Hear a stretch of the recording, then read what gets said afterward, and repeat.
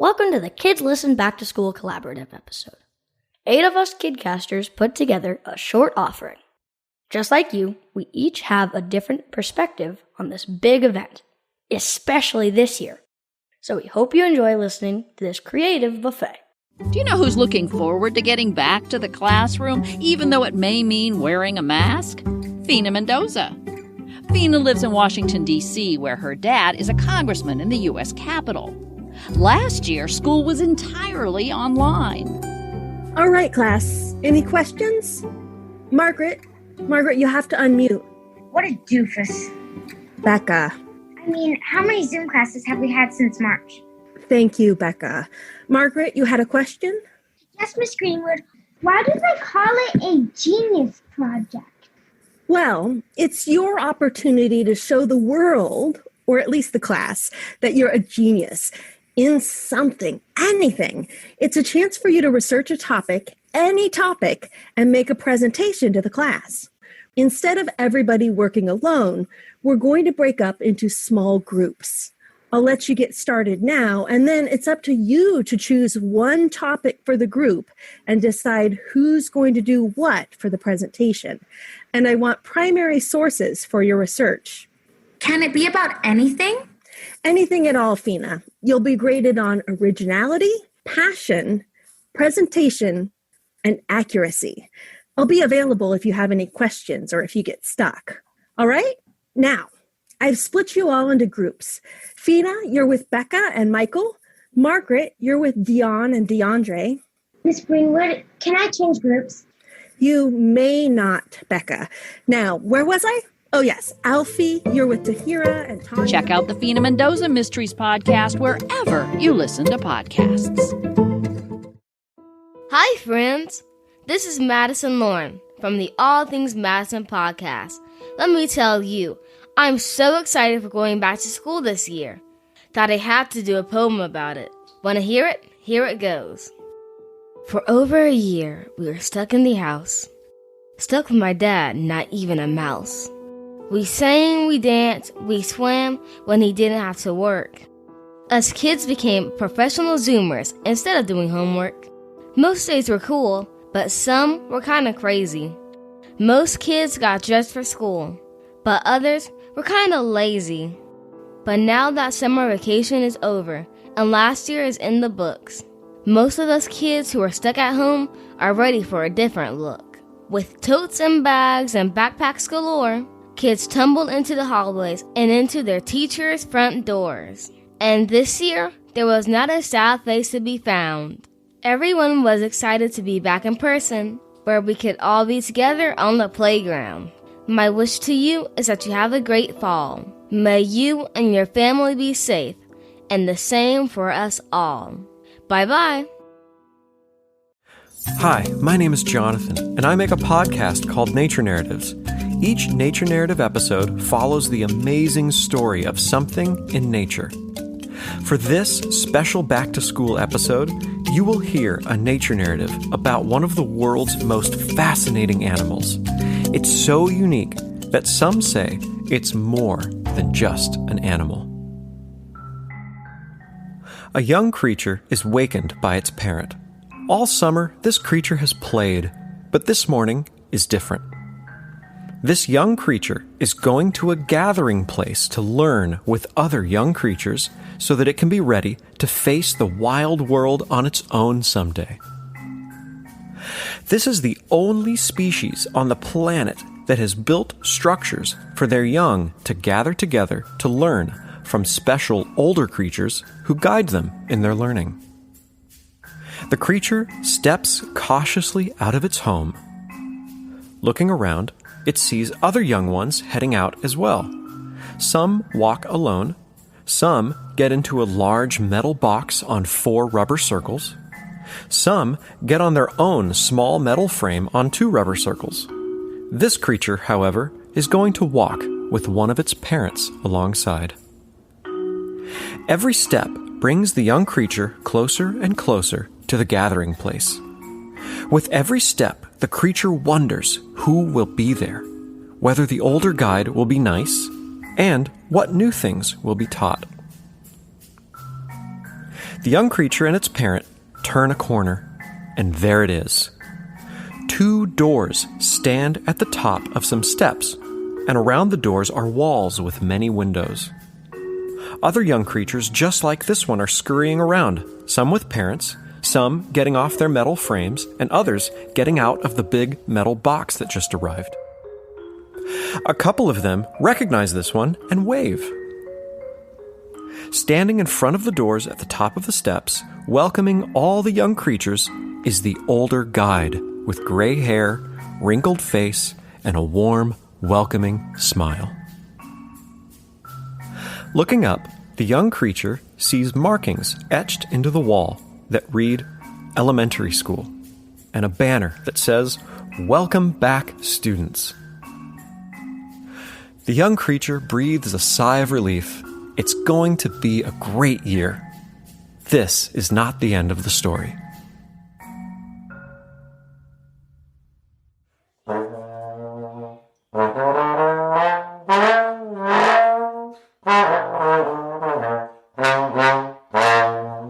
Hi, I'm Ari from At Your Level, and since we're a variety show, I'm going to give you a bit of this and a tad of that.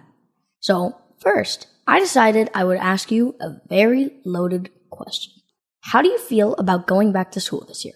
Okay, Charlie. So, how do you feel about going back to school this year? You know, I had a great summer, but I'm really excited to go back to school. You know, I'm going to a new school, make new friends. Hi, I'm Belle. I feel happy about going back to school with all of my friends. Hi, I'm Warren White, and I'm going back to school, and I'm a little nervous about it because some people in school don't wear masks, and I really think that everyone should wear a mask. I am definitely excited to go back to school. I'm excited, hopefully we'll not have to wear masks in school, but I'm also a little sad because, you know, summer, it was very fun, but mostly I'm happy. Hi, I'm Roland. I am 11, and I'm excited and sad about going back to school because I'm going into middle school and I get to switch from class to class, but most of my friends aren't in my class. Hi, my name's Jesse. Hi, I'm Eva. Are you happy? I'm free. Are you happy to go to school? I'm Dominic, I'm 14, and I'm glad to go back to school because I no longer have to wear a uniform, and I now get to play drums in school.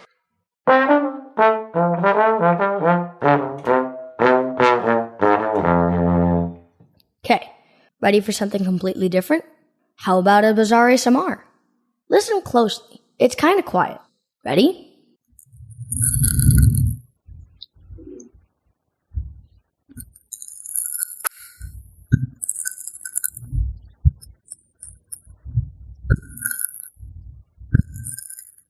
What do you think that sound is? Do you need a hint?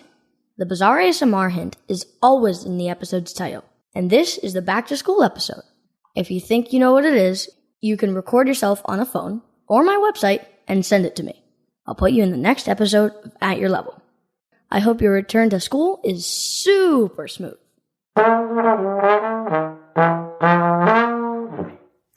Hello everyone, Kathleen Pelly here, host of storytelling podcast Journey with Story and published picture book author.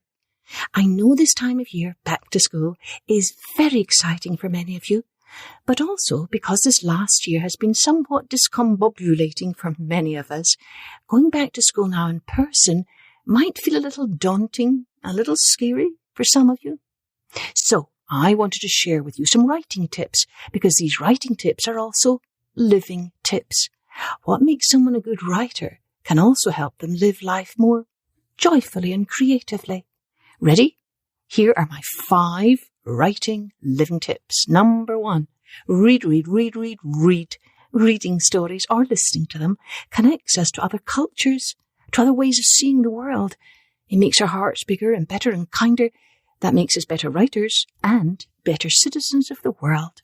Number 2, create. Doesn't matter what. Paint pictures, sing songs, plant a garden, build a fairy fort. The more we create, the more there is to create and love. And that's what we are all born to do. Makes us better writers and happier people. Number 3, learn your favourite poems by heart. This improves your vocabulary and your memory, but it also gives you some bolt of beauty, some jolt of joy to tuck away into your heart and lean on in times of trouble or when the worry warts start to close in. Number 4, keep a special word book to store your favourite words. Some of mine are discombobulating, soporific, higgledy-piggledy. Basking in the beauty of words will make you smile and will help your writing. Number 5, love the world. E.B. White, marvellous author of Charlotte's Web, said, "The only thing I want to say in books, all I ever wanted to say is, I love the world." And if you write down one thing you love about your day, you'll never run out of things to write about, and you'll never run out of things to be grateful for.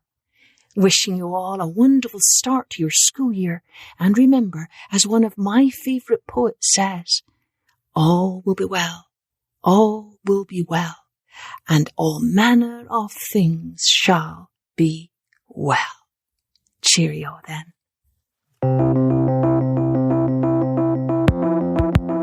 Hey everyone, it's Ira from Best Whatever Ever podcast. And as always, I'm joined by my bosses. Spencer and Scarlett. My bosses who are getting ready to go back to school. Yay! Sounds like you guys have mixed feelings. All right, Scarlett, why are you excited about going back to school? I'm excited to make new friends.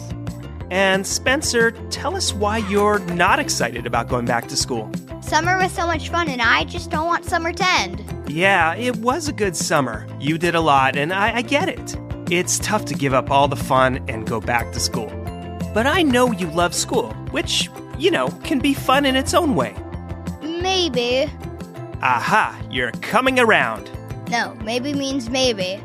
Sure, if you say so. But look, I understand. Back to school jitters, that's totally normal. You know what? Our first episode of Season 3 is actually about that. It's a story about a girl who usually loves school, but this year she's nervous about going back for a very specific reason that I won't spoil. Spoil it, spoil it. Yeah, spoil it, spoil it. No way! But we're your bosses. Exactly, we tell you what to do. What's that? I can't hear you. There must be something wrong with my headphones.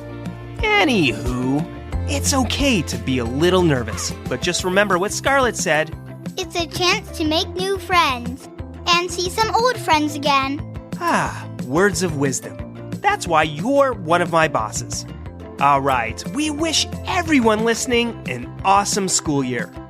I wish you all an awesome school year. Best whatever ever. I hope you have a great school year and make so much new friends and have so much fun. Best whatever ever. Bye. Hello, I'm Dan Wendelin from the podcast Stories for Wonderful Children.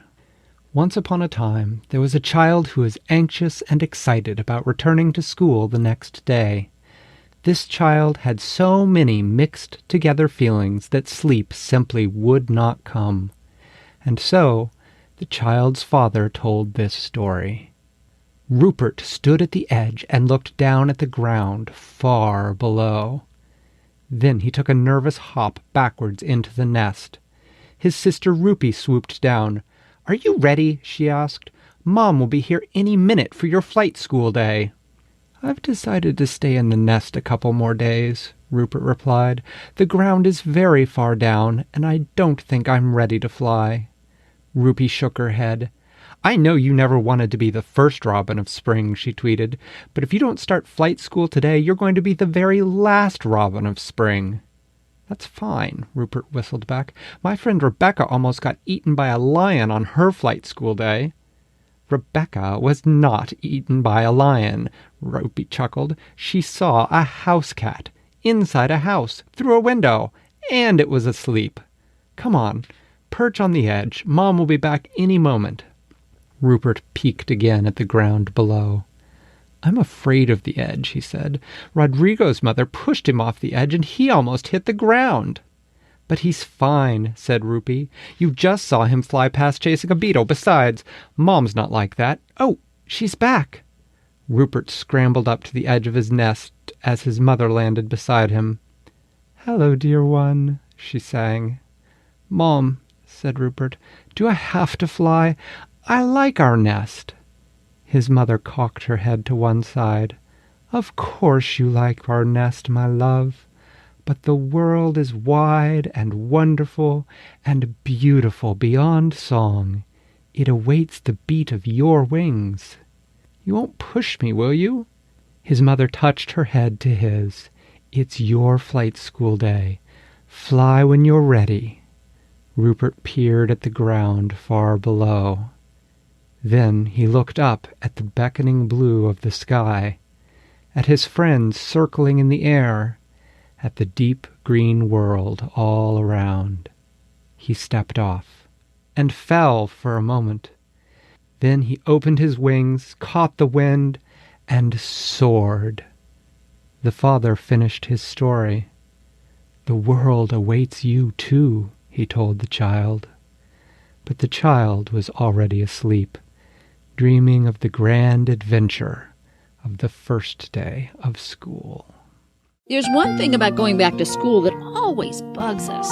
You have to spend more time reading what the teacher or librarian wants you to read and less time to read what you want to read. But there's still time to sneak in one more book. How about one of these? Hello, my name is Lenny. I live in Waverly.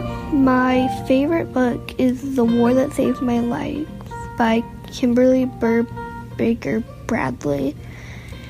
This book shows that people don't have to be in your family to truly love you. The main character, Ada, has an unresolved clubfoot and a bad mother. It is set in the time of World War II, and Ada is in London. My favorite line was, "You saved my life." And Ada says, "So we're even now." My name is Adam, and I'm from Escondido, California, and I'd recommend reading the book Hive because of its suspense and its great story. Hi, my name is Marin. I live in Eden Prairie, Minnesota, and my favorite book is The Elephant in the Garden by Michael Morpurgo. It has lots of action and adventures, and it has a really awesome plot. It keeps you reading and you don't want to put it down. My teacher read this book to my 6th grade class and me, and it was an amazing read. We all loved it. Hi, my name is Shimi Laura Davis. I live in Charlotte, North Carolina. My favorite book is Judy Moody because she is so adventurous, smart, funny, curious, and a little moody. Bye! We've got lots and lots and lots of book suggestions at our website, bookclubforkids.org. Or you can just subscribe to the podcast, Book Club for Kids.